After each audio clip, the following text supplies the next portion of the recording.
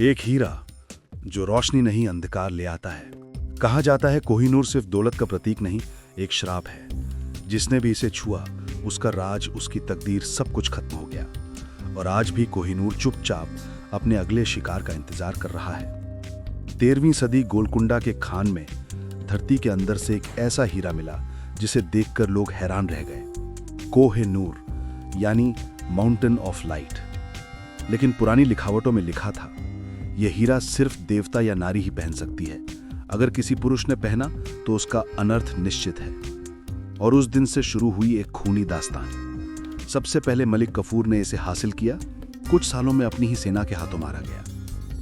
फिर बाबर के हाथ आया, उसके वंश में बादशाहों की मौत पे मौत होती गई। शाहजहां ने इसे तख्त पे सजाया, लेकिन जिंदगी उसने ताजमहल के साए में कैद होकर बिताई। और जब नादिर शाह ने दिल्ली लूटकर इस हीरे को हासिल किया तो उसने कहा कोहिनूर।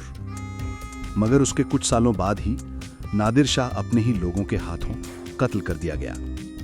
जो भी इस हीरे को ले जाता उसका राज सिंहासन हमेशा खून से भीग जाता। 1850 में पंजाब हार गया और कोहिनूर चला गया अंग्रेजों के पास।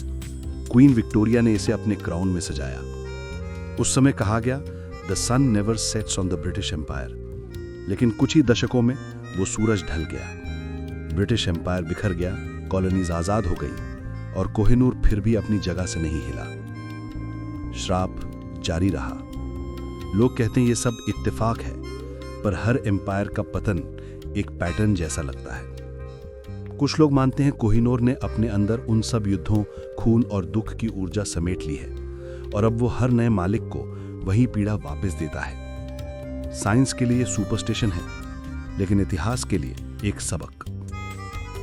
साइंटिस्ट कहते हैं कोइंसिडेंस, लेकिन प्राचीन भारतीय रत्नशास्त्र कहता है कि जेम्स अब्सॉर्ब करते हैं ऊर्जा, युद्ध और लालच की। और कोहिनूर ये वो हीरा है जिसमें हर राजा का पाप, हर रणभूमि का खून बसता है। इसीलिए ये रोशनी नहीं देता, ये ऊर्जा खा जाता है। शायद कोहिनूर पर लिखा है जो मुझे चाहेगा वो सब कुछ खो देगा।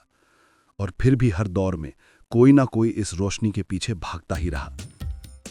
ऐसे ही अमेजिंग फैक्ट्स एंड स्टोरीज के लिए द कथाबाज को अभी सब्सक्राइब करें।